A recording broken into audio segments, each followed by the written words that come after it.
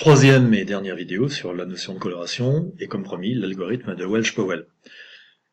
Cet algorithme fournit une coloration explicite d'un graphe, et donc donne un majorant du nombre chromatique du graphe, c'est-à-dire un nombre suffisant de couleurs pour colorer le graphe.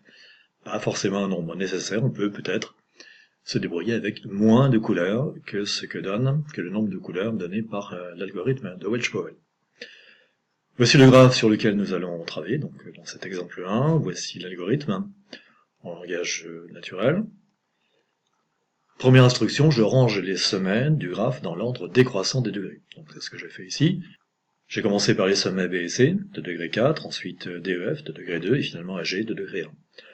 On peut ranger les sommets ex aequo dans un ordre quelconque, j'aurais pu mettre ici CB, là, EDF, etc.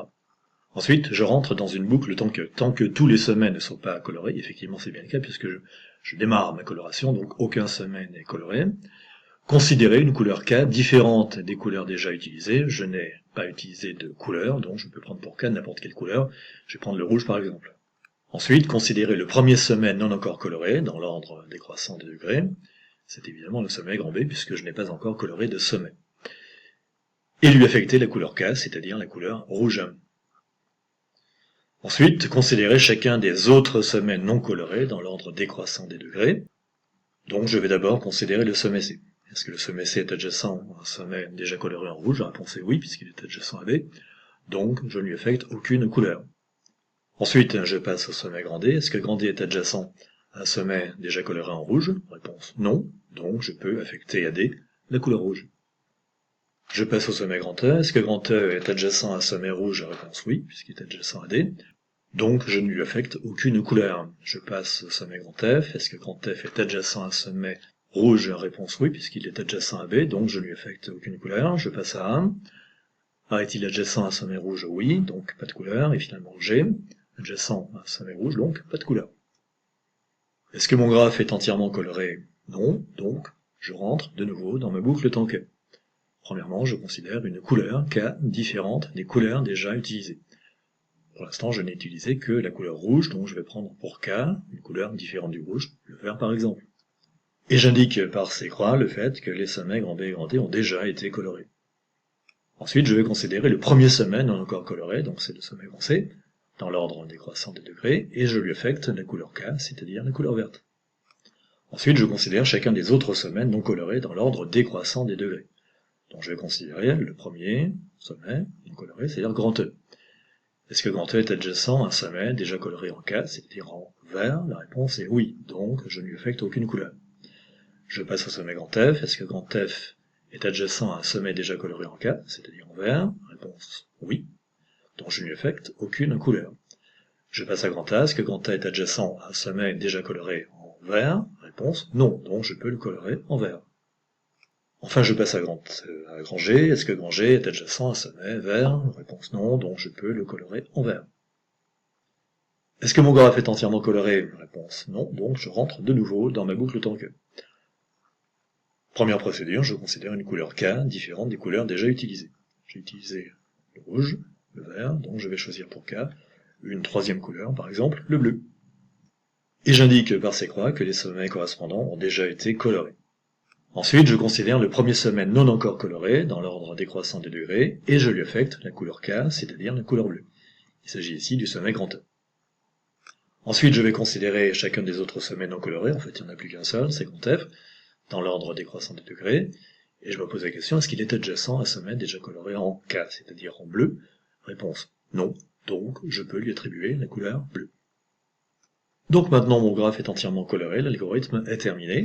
Je constate que j'ai utilisé 3 couleurs pour colorer ce graphe, donc 3 est un nombre suffisant de couleurs pour colorer le graphe G. Donc 3 est un majorant du nombre chromatique du graphe. Vous constatez que j'ai prévu au départ 5 lignes dans mon tableau. En effet, le degré maximum des sommets du graphe est égal à 4, degré de B par exemple ou de C.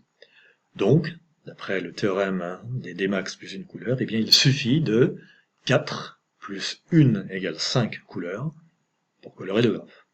Donc on est sûr que 5 lignes suffisent pour obtenir une coloration du graphe.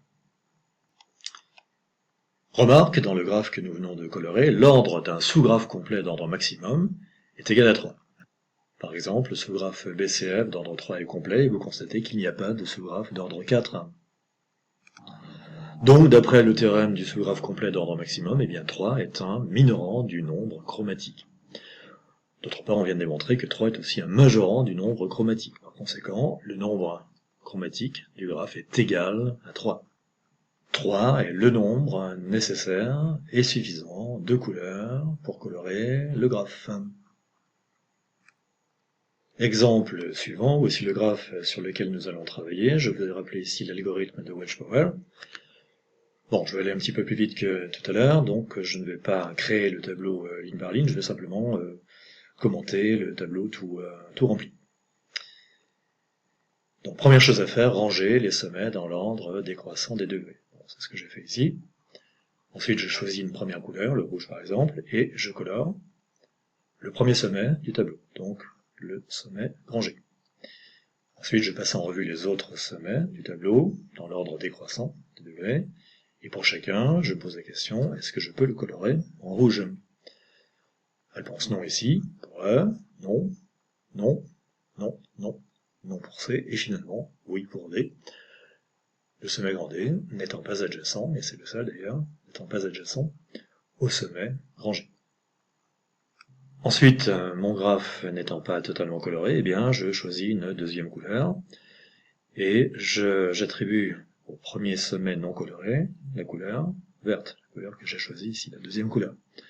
Ensuite, je passe en revue les autres sommets du graphe non colorés, et je me pose la question, est-ce que je peux les colorer en vert?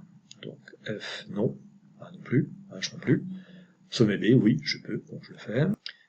Et sommet C, finalement, également.